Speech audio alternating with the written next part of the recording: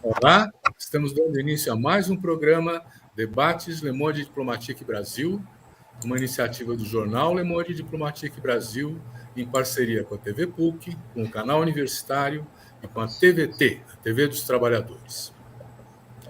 Hoje nós vamos trazer o tema da violência de gênero, da violência de raça, sobre as mulheres, especialmente as mulheres negras. Isso ficou mais complicado na pandemia. Que raízes tem essa violência? Há práticas de resistência para enfrentar esse tipo de discriminação? Para tratar desse tema, nós convidamos duas guerreiras, duas mulheres que fazem a diferença nessa história. Eu queria apresentar para vocês a Aniele Franco. A Aniele, obrigado, Aniele, por estar aqui com a gente. A Imagina, Aniele obrigada a você. ela se formou e fez mestrado em jornalismo e inglês nas chamadas Faculdades Historicamente Negras do ZEUA, na Universidade Estadual da Carolina do Norte. Ela é mestre em Relações Étnico-Raciais pelo Centro Federal de Educação Tecnológica Celso Sukov, da Fonseca, Rio de Janeiro, diretora do Instituto Marielle Franco. Ela é palestrante e escritora, e lançou esse ano o livro de ensaios A Radical Imaginação Política das Mulheres Negras Brasileiras. Já é uma propaganda do livro. Bom, quero apresentar para vocês também a Rafaela Albergaria, que se define como militante antirracista, abolicionista e feminista negra. Ela é mestre em serviço social, pesquisadora em direitos humanos, políticas públicas e racismo institucional. É uma das autoras do livro Não Foi em Vão: Mobilidade, Desigualdade e Segurança nos Trens Metropolitanos.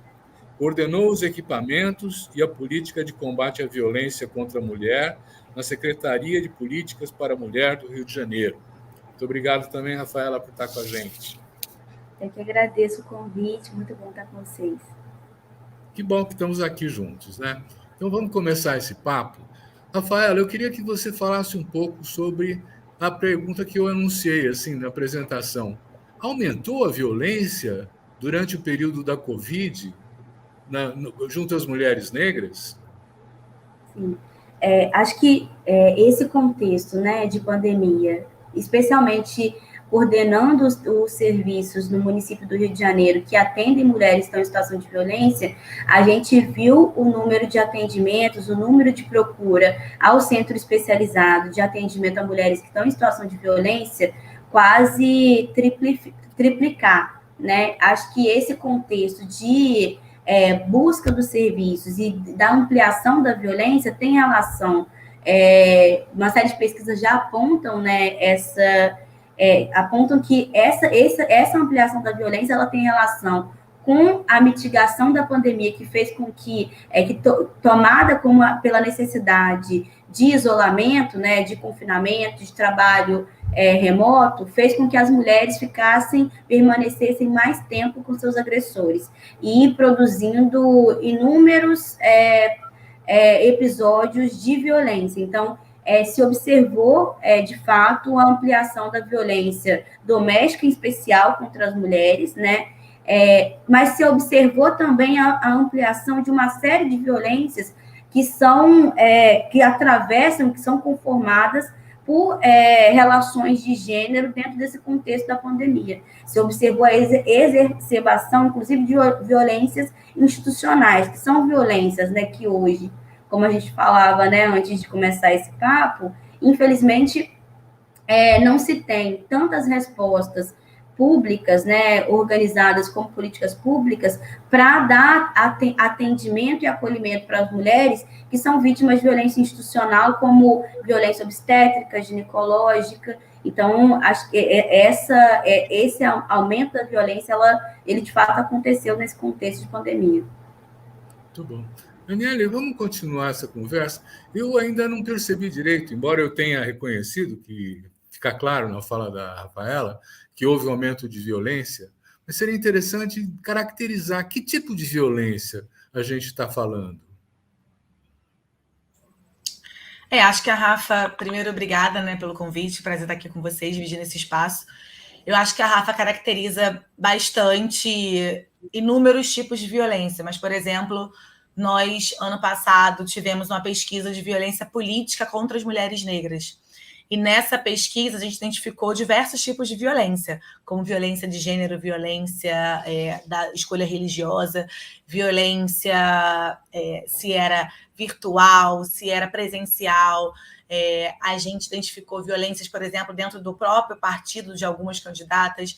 A gente teve aí alguns resultados, Silvia, que para mim foram resultados bem alarmantes, assim. Embora a gente já imaginasse, né, que fôssemos ter um número de violência virtual extremamente elevado, porque era uma campanha feita e pautada majoritariamente no ambiente virtual, né, visto aí o período pandêmico que nós estávamos e ainda estamos, né?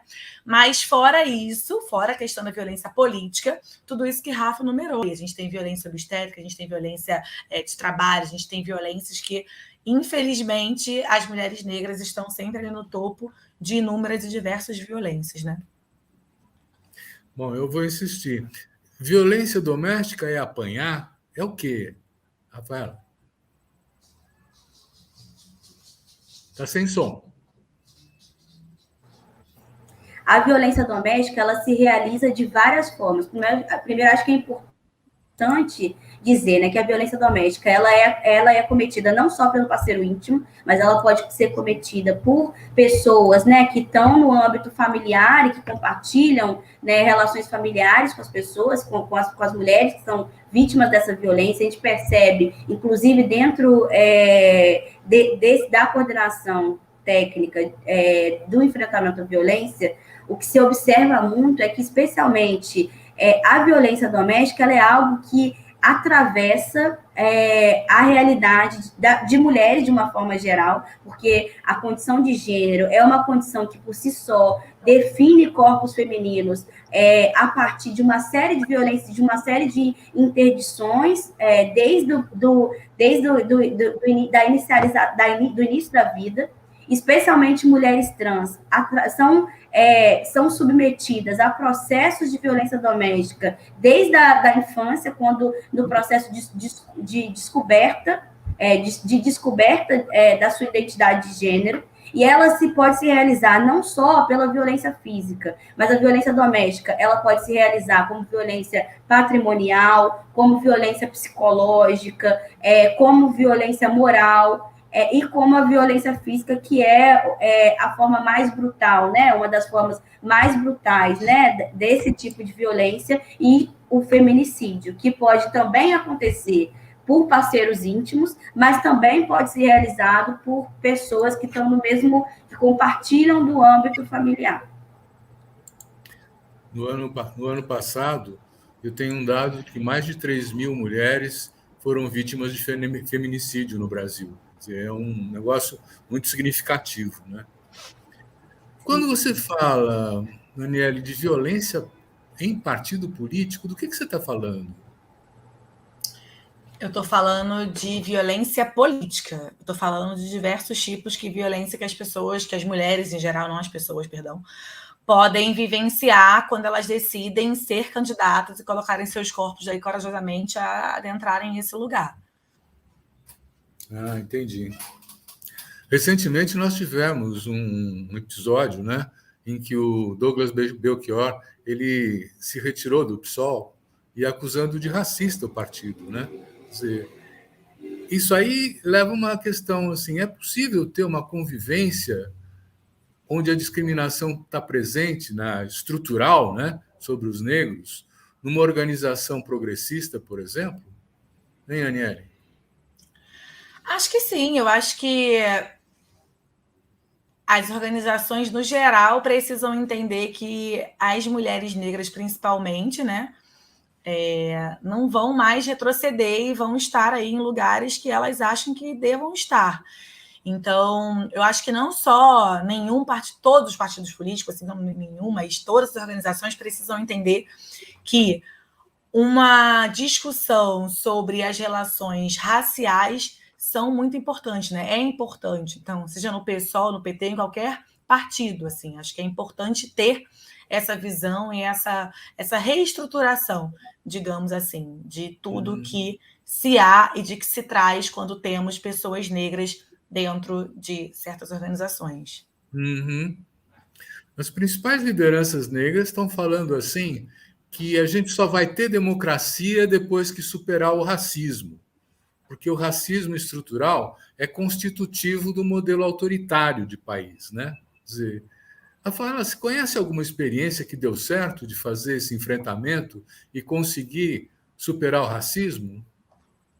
Eu, eu não só conheço, mas eu acho que quando o movimento negro, né, fala sobre a necessidade de pensar e de mover, romper as estruturas racistas que nos conformam enquanto nação. Então, quando a gente fala que o racismo é estrutural, a gente está dizendo que, inclusive, o marco da modernidade, as relações que a gente estabelece, marcadas, né, pelas leis, pelas normas que hoje regulamentam as formas como a gente existe, como a gente se relaciona, elas são construídas a partir de uma relação racializada que está marcada no processo colonial. Né? O processo colonial forja, inclusive, esse território, que hoje é o território que a gente entende como Brasil, a partir de relações racializadas e constituindo dois sujeitos muito distintos, né? Constituindo esferas muito distintas.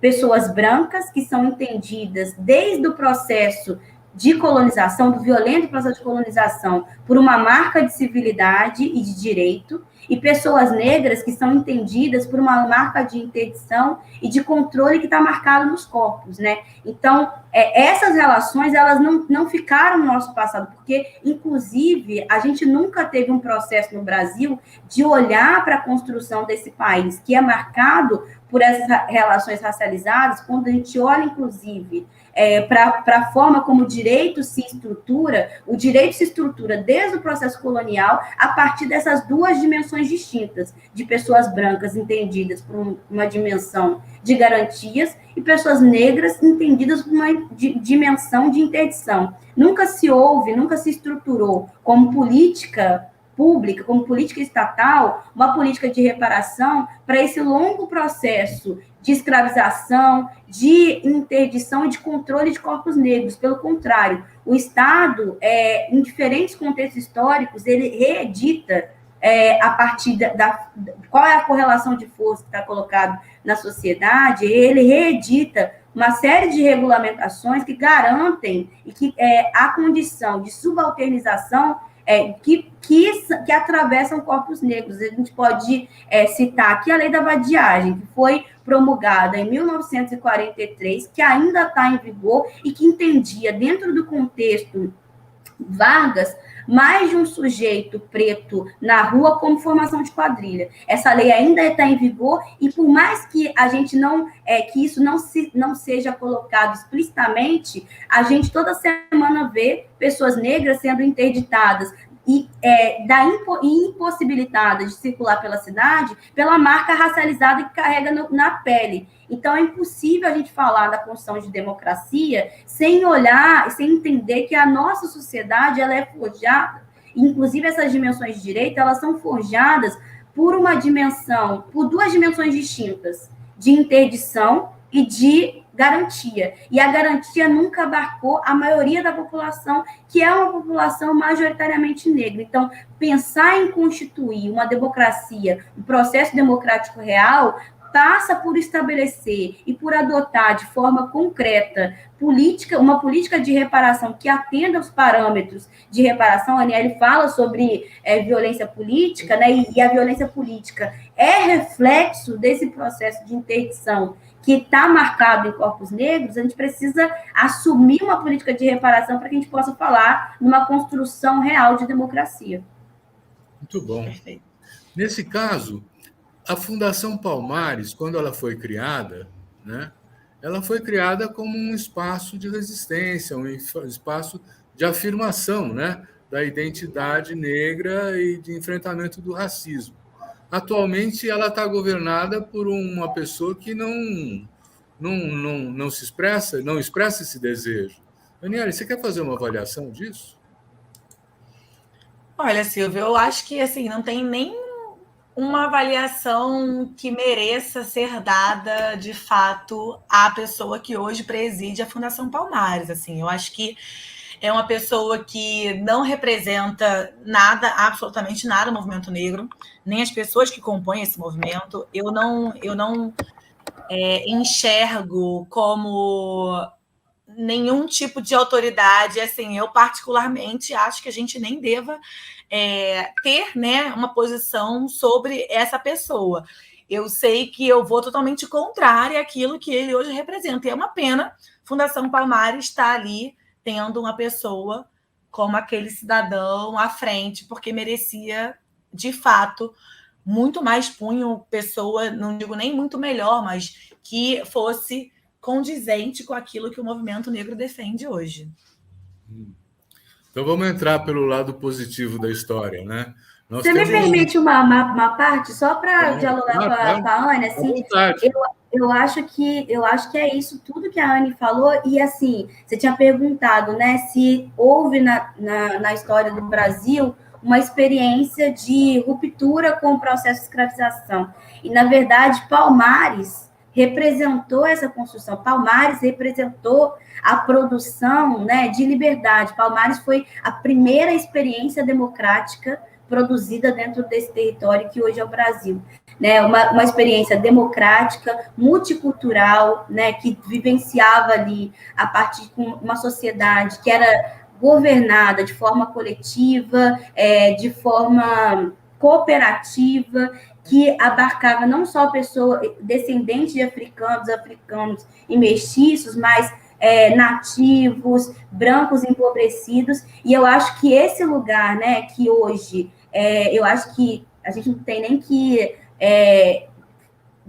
dizer sobre o nome dessas pessoas, porque objetivamente acho que a gente acaba fazendo propaganda para essas pessoas, mas o que hoje se opera dentro da Fundação Palmares é o contrário do que a gente está falando aqui, que é importante para se consolidar uma sociedade de fato democrática, que é uma tentativa de apagamento das lutas, né, por liberdade, das lutas por equidade que foram construídas pelo povo negro, assim. Então, acho que eu acho que a gente, né, que a gente deveria estar num outro lugar. Eu acho que é uma tarefa não só do movimento negro, mas da sociedade de uma forma geral, pautar a necessidade de mudança, né, de instituição dessa pessoa que hoje ocupa o cargo de presidência da Fundação Palmares e que age no sentido de destruir toda a memória e todo o legado que representou Palmares. Muito bom. Então vamos falar das instituições que estão defendendo a causa negra. Você não quer falar da pesquisa que vocês fizeram sobre a política e as mulheres negras, Aniele? Que resultado que teve? Então, não posso falar assim. Nós fizemos, sim, essa pesquisa ano passado, junto com Mulheres Negras Decidem, que é um movimento de mulheres que é parceiro nosso do Instituto Marielle Franco, onde nós tivemos ali alguns resultados, como, por exemplo, a cada 10 mulheres que responderam à pergunta, né, 8 mulheres tiveram ali algum tipo de violência virtual durante a campanha. E aí, quando a gente fala dessa violência virtual, podia ser tanto de partidos, né, opostos ao que ela estava se candidatando, mas também de pessoas, até mesmo dentro do próprio partido, que teve algum comportamento inadequado com alguma das candidatas. Isso era uma coisa.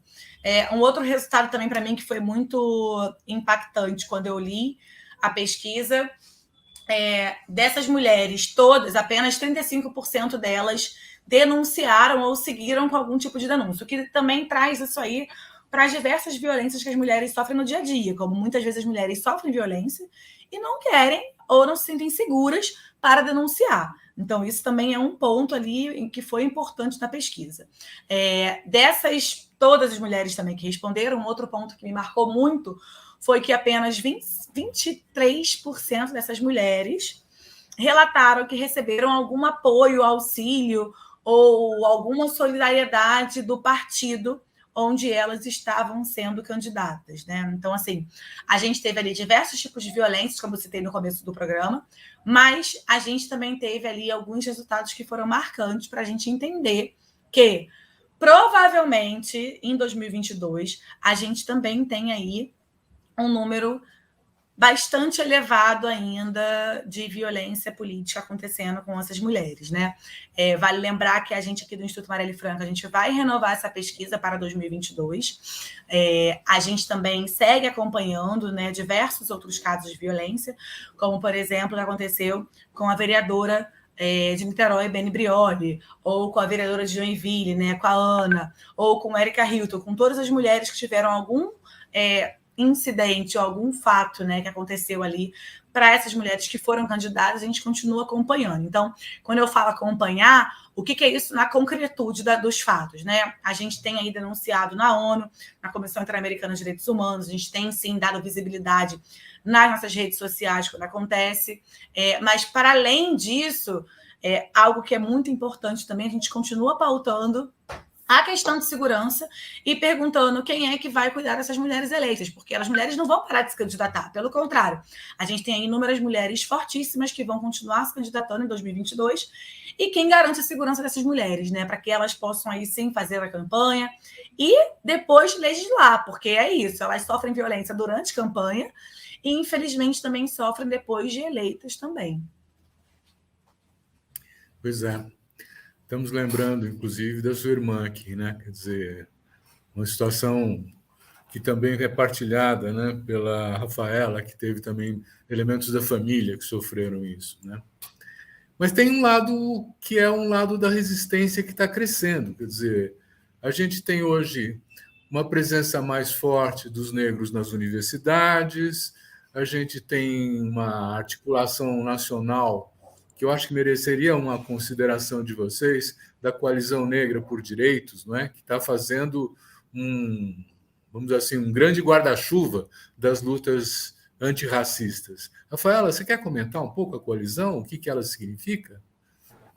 Então, a coalizão, né, ela é objetivamente um lugar de encontro de uma série de coletivos, grupos, dos movimentos negros, né, que se encontram dentro desse espaço, que se encontram a partir das pautas que são articuladas, pautas antirracistas, né? E a coalizão ela tem representado e tem feito um trabalho muito forte de advocacy dentro dessas pautas, que são pautas coletivas, porque apesar do movimento negro não ser um movimento único, né, a gente fala dos movimentos negros, né, que são construídos e que são movidos por uma série por interesses e por ações, né, territoriais, ações, segmento.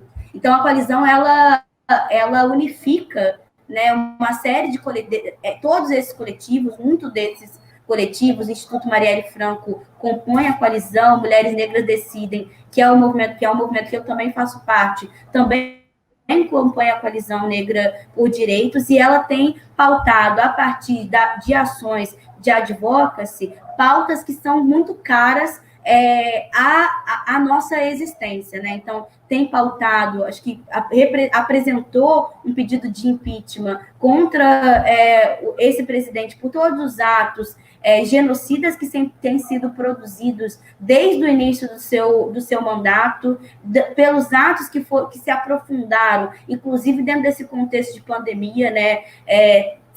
Pela omissão, né, e por uma ação organizada por um projeto político de extermínio, especialmente das populações negras. A gente começou falando aqui hoje o quanto, discutindo, acho que o conceito de violência de gênero, e é importante destacar, né, que a interseccionalidade de raça, de gênero, de identidade de gênero, faz com que os corpos femininos negros sejam os alvos prioritários de uma série de violências, e acho que dentro desse contexto de pandemia, a gente não pode falar de violência de gênero desassociado, né, desassociado aos processos que aprofundam a degradação de vida, especialmente de mulheres negras, que são a grande maioria de mulheres que chefiam famílias monoparentais, que foram jogadas na miséria e na fome, que foram jogadas às ruas, né? E não à toa a população negra se tornou rapidamente o principal alvo de morte pela pandemia, pela escassez de serviços públicos dentro de territórios majoritariamente negros, porque a gente sabe que toda política social ela é racialmente localizada, ela é territorialmente localizada, porque as pessoas negras, em especial, pelos serviços precários que têm relação com essa política racista que sempre foi implementada desde o processo colonial, a gente, por vivenciar empregos precarizados, a gente foi jogado, a gente teve que escolher se a gente ia morrer de fome ou morrer de Covid. Não teve a possibilidade de resguardar a vida, né, atender as medidas de isolamento, porque se a gente não fosse trabalhar, objetivamente a gente não ia ter o que comer. Então, acho que a coalizão ela tem tocado todas essas lutas e tem trazido essas pautas, que são pautas tão caras, né, da nossa possibilidade de existência. E isso que a Anne fala, né, da violência política, especialmente mulheres, né, que hoje atuam na coalizão, têm sofrido uma série de processos de violência política, porque, objetivamente, a nossa movimentação não é uma movimentação individual. A movimentação de mulheres negras nunca é uma movimentação individual, é uma movimentação que fala sobre a nossa necessidade de existência, que fala e que desloca a sociedade para pensar sobre a necessidade de estruturação de políticas que alcancem os nossos corpos também. Então, as mulheres que sofrem violência política não sofrem violência política por ser um sujeito único, elas sofrem violência política porque são mulheres negras de territórios periféricos, porque representam uma pauta coletiva que luta por um lugar de equidade para pessoas negras que nunca foi alcançado pela política estatal no Brasil. Eu fico muito sensibilizado com essa importância da solidariedade e da articulação, né, para a construção desses atores coletivos, que são os movimentos, as associações. Né? E, Aniele, você que está no Rio de Janeiro, como é que é a relação do Instituto Marielle Franco com essas cadeias de resistência, essas entidades, esses movimentos, essas associações? Vocês trabalham junto? Sim, a gente trabalha com alguns, né? Vale só para lembrar que o Instituto ele tem apenas 1 ano de vida, é um bebezinho ainda. A gente começou aí em 2020 para 2021, visto que 2020 a gente entra nessa pandemia e aí teve que parar com muitos dos projetos. Mas sim, a gente tem feito bastante coisa em conjunto com diversas organizações também, movimentos, desde que a gente conseguiu virar essa chave um pouco para esses projetos, como muito, por exemplo, aqui falando, não só a gente faz parte da coalizão, mas também Mulheres Negras Decidem, temos outras pessoas e outros movimentos também que a gente tem aí feito, além das mulheres que se candidataram, né, se comprometeram com a agenda da Mari, que aí cada uma traz seu coletivo local, digamos assim, a gente tenta também estar não só à frente com eles, mas, por exemplo, junto, né? Como, por exemplo, a Marcele, que é uma das pessoas que hoje é do Instituto, faz parte do Favelas na Luta. E por aí vai. Então, Mulheres Negras Decidem, a Fabi, que também faz parte, e eu também faço parte.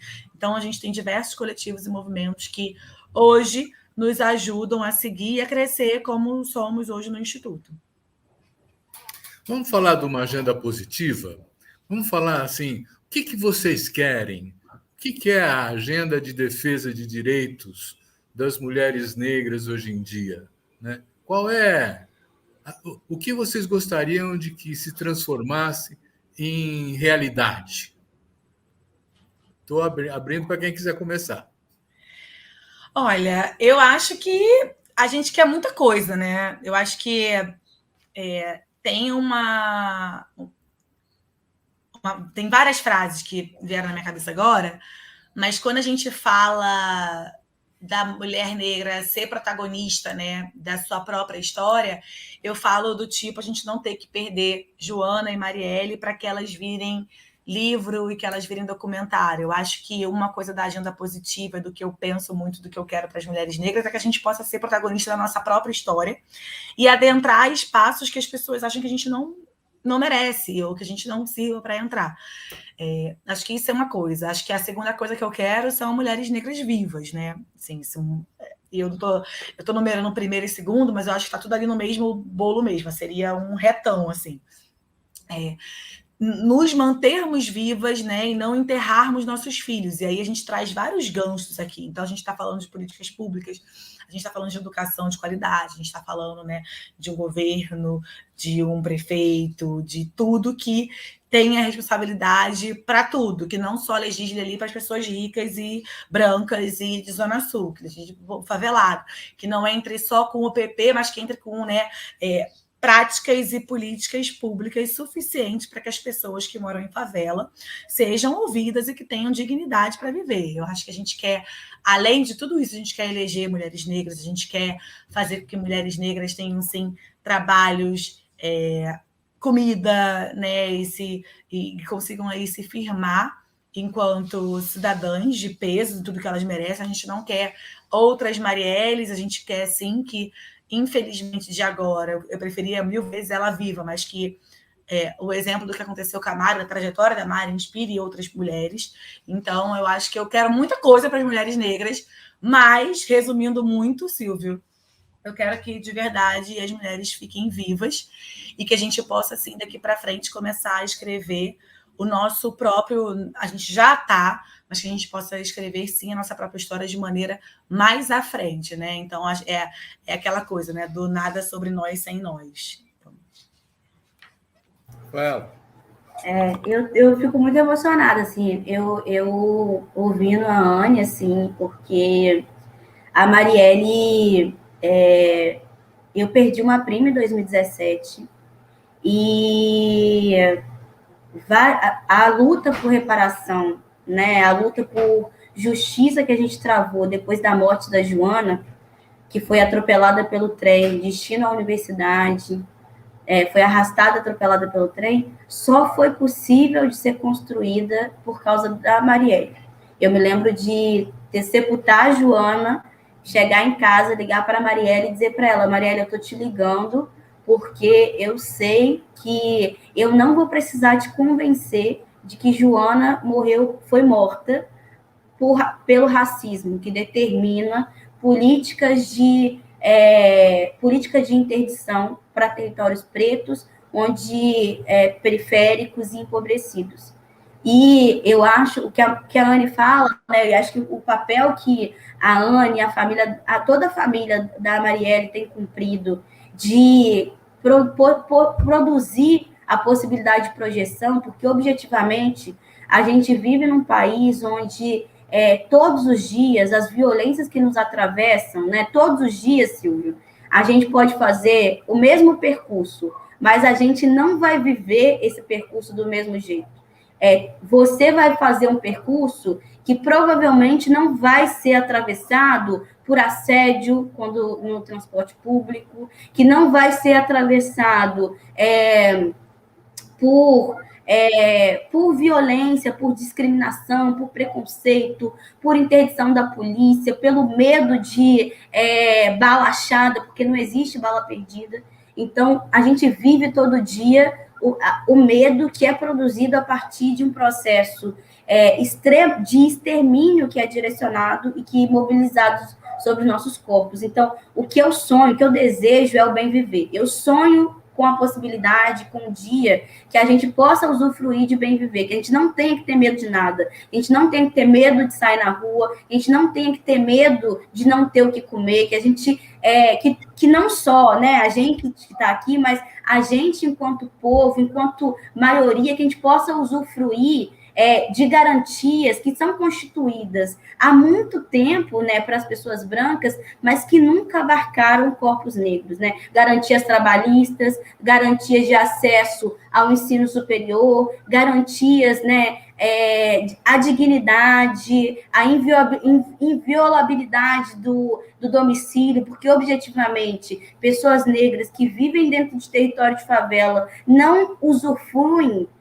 da inviolabilidade do domicílio. Né? A gente vê aí essas operações que se chamam Troia, que a polícia entra dentro, invade as casas de moradores de favela para poder fazer, para poder abordar pessoas, fazer uma tática de combate com grupos paralelos dentro de territórios de periferia. Então, na verdade, eu sonho muito com a possibilidade de bem viver. E a possibilidade de construção de bem viver, ela está demarcada, ela tem como condição que pessoas negras, especialmente que mulheres negras, usufruam e acessem lugares de decisão, porque não é só o racismo, ele não se opera só por uma lógica, não é uma relação moral de que pessoas brancas querem produzir políticas de interdição contra pessoas negras. É algo que é material. Né? As pessoas brancas, elas vivem dentro de territórios brancos, porque objetivamente, por mais que a gente não fale que tenha território branco e território negro, quem vai no Leblon sabe que ali é um território branco, que ali não é um território negro. Quem vai no Jacarezinho sabe que ali é um território preto, que não é um território branco. Inclusive, o Estado sabe disso. Por isso que o Estado entra com caveirão no Jacarezinho e nunca vai entrar com caveirão na Barra, nem no Leblon. Então, assim, essa construção, as pessoas que decidem sobre as nossas possibilidades de existência, decidem sobre política pública, as pessoas que detêm o poder de destinar o orçamento público para garantir vida, são pessoas brancas. E para a gente poder garantir que pessoas negras acessem direitos, que acessem garantia, a gente precisa ocupar esse espaço de decisão para que as políticas públicas nos alcancem numa perspectiva de garantia de vida, para que a gente garanta que territórios periféricos de favela tenham educação de qualidade, saúde de qualidade, transporte de qualidade. A gente precisa que as pessoas que são daquele território, que conhecem aquela realidade, ocupem lugares de decisão. Então, esse deslocamento ele é fundamental, não só para nós, pessoas negras, é fundamental para a sociedade evoluir de uma forma geral, porque, objetivamente, os processos de violência que constituem a gente enquanto nação, eles sempre foram direcionados contra corpos negros, mas eles extrapolam determinados períodos. Extrapolou no contexto da ditadura militar e está extrapolando dentro desse contexto de um governo ultraconservador. Então, na verdade, para a gente garantir que, de fato, uma sociedade que se paute por princípios democráticos, é impossível garantir isso dentro de uma perspectiva de sociedade que se constrói com direitos para poucos. Porque, objetivamente, o racismo ele é uma relação que implica pessoas brancas e pessoas negras. Ele é uma relação que, para pessoas brancas são construídas por uma lógica de privilégio e pessoas negras são construídas por uma lógica de desvantagem. Para a gente poder chegar a um ponto de equidade, não depende só de pessoas negras, depende que pessoas brancas e negras se impliquem num processo de construção de verdade, de uma outra sociedade que, de fato, seja democrática e, de fato, garanta a vida de todos. Porque quando a vida de uma mulher preta, trans, for respeitada em qualquer espaço da cidade, todas as vidas de todas as mulheres, de todos os homens, de todas as crianças vão ser respeitadas em todos os espaços, em todos os lugares da cidade. Então, acho que o que a gente deseja é o bem viver, a gente deseja alcançar o bem viver para todos. Olha, eu também fiquei emocionado com o depoimento de vocês, viu? Muito bonito, muito forte. Nós estamos chegando quase ao final, está passando o tempo rapidamente, o papo está muito bom, né? E quando vocês falam das políticas públicas como uma questão central assim na mudança, né, dessas discriminações, eu queria que vocês tomassem esses 2, 3 últimos minutos de cada uma para falar um pouco das prioridades, sabe? Por exemplo, houve um momento em que as cotas nas universidades, né, tiveram uma importância muito grande para garantir uma formação de um contingente que nas universidades federais hoje são maioria de negros. Na Unifesp, em São Paulo, por exemplo, é uma maioria de negros que está lá cursando os cursos superiores e se habilitando para disputar em melhores condições um espaço na sociedade, né?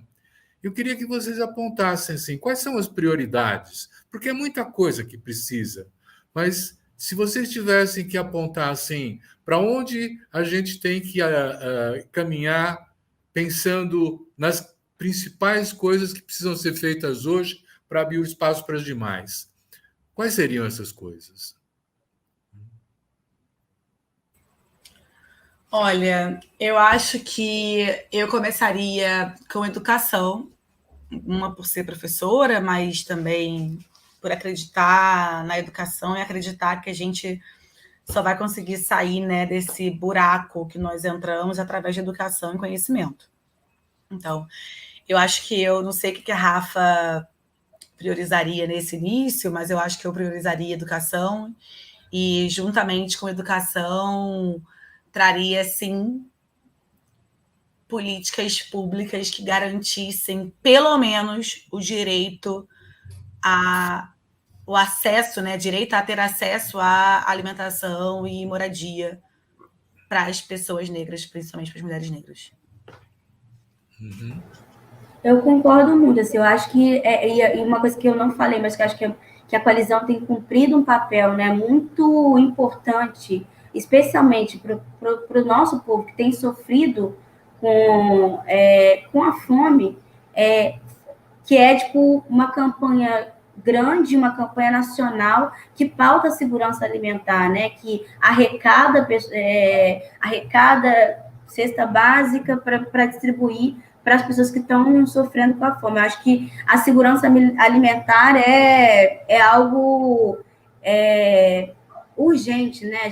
A gente voltou para o mapa da fome, e é muito triste pensar, né, que a gente vive dentro num contexto de desenvolvimento das forças produtivas, desenvolvimento tecnológico, que se produz, né, muito, muito além do que a sociedade, de uma forma geral, a nível global, tem capacidade de consumir, mas objetivamente a gente tem grande parcela da população mundial sofrendo ainda com a completa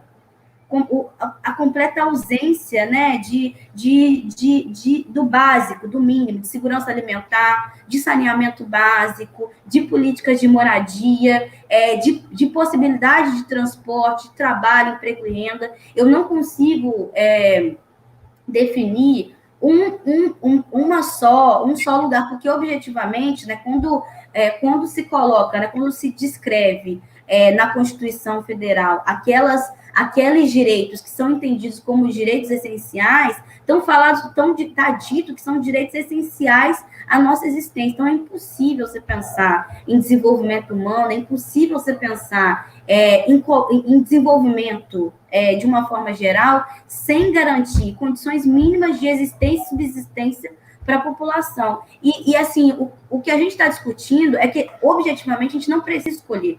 A gente tem, inclusive, pelo desenvolvimento das forças produtivas, a gente tem condição de garantir esses bens e direitos essenciais que as pessoas precisam para poder existir. Mas, na verdade, tem uma lógica, né, que é uma lógica que vai contra a própria existência. Porque, na verdade, as pessoas não moram na rua, e a população que hoje está em situação de rua, elas não estão em situação de rua porque não tem casa. Porque, na verdade, a gente tem uma série de imóveis que são imóveis que estão inutilizados, que estão desocupados há muito tempo, mas a gente tem uma lógica de funcionamento da sociedade que, na verdade, é contra a humanidade, porque, na verdade, se descarta alimento para valorizar esses alimentos, como sempre quando tem a crise do tomate. Então, tipo, se descarta alimento para que esse alimento volte a ter um custo alto no mercado. Então, acho que é isso. Acho que a gente não pode pensar, inclusive, em desenvolvimento sem associar esses direitos que são essenciais à nossa existência. É educação, é saúde, segurança alimentar, moradia, saneamento, mobilidade, oportunidade de trabalho. Então, assim, todos esses direitos sociais, eles são fundamentais para a nossa existência. Um não consegue conviver com o outro. Não há possibilidade de garantir a existência da população se a gente não pensa num conjunto de direitos sociais que possam garantir essa existência. Na verdade, o que a gente discute é o problema não está em falta de recursos para garantir isso, o problema está numa lógica de acumulação e de produção da vida, que é uma lógica que está pautada pela desumanidade mesmo, pelo extermínio das populações empobrecidas, né? Olha que ainda dá para fazer uma pergunta para vocês. E eu me sensibilizei pela questão que vocês falaram, de que, na verdade, nós estamos falando para mudar tudo isso de uma questão de poder, né? A Rafaela falou, precisa estar num lugar de decisão, né? E aí eu queria perguntar para vocês, vocês já têm uma ideia se nós vamos ter muitas candidatas negras nas próximas eleições? Está se preparando isso ou ainda não dá para saber? Acho que sim, acho que dá para ter uma noção, mais ou menos, não digo muitas, mas acredito que o número aí expressivo, trazendo bastante mulheres potentes e boas, corajosamente boas, né? Para ocupar esse lugar que não é nada fácil. Então, pelo que a gente está acompanhando de movimentação, sim. Rafa, você quer falar? E assim, eu acho que a expectativa é que o Estado ele se responsabilize, né, por garantir a possibilidade de que essas mulheres se coloquem dentro desses processos do processo eleitoral, né, porque isso é uma responsabilidade do Estado. O Estado tem que assegurar, né, que mulheres negras, que mulheres trans, que todos os setores, grupos da sociedade, que eles possam se colocar dentro desses processos de tomada de decisão, né, que são tão essenciais à tomada de decisão. Então, acho que a expectativa é que essas mulheres consigam se colocar, e acho que a nossa luta, né, Anne, especialmente do Instituto, que a Anne falou, né, tem 1 ano, mas que já é uma referência, inclusive de possibilidade de produção, de projeção para muitas outras mulheres que olham para a Anne, que se inspiram com a história da Marielle, sabe, que vem na luta que a família Franco tem construído para colocar esse lugar como um lugar possível, que essas mulheres elas tenham a possibilidade de se colocar dentro desse processo eleitoral. O que nos cabe é lutar para que o Estado ele se responsabilize em garantir estratégias e políticas para que essas mulheres possam concorrer sem serem assassinadas, né, ou sem sofrerem qualquer que seja o processo de violência. É que essas mulheres consigam se candidatar e consigam se eleger e ser resguardados, tanto por políticas que garantam a permanência, quanto com respostas no âmbito do sistema de justiça que responsabilize os agentes perpetradores de violência. Muito bom. Olha, eu quero agradecer muito a Aniele Franco e a Rafaela Albergaria por essa excelente conversa que esclareceu muita coisa para a gente, e agradecer também a você, espectador, espectadora que está nos assistindo. Semana que vem tem mais. Obrigado.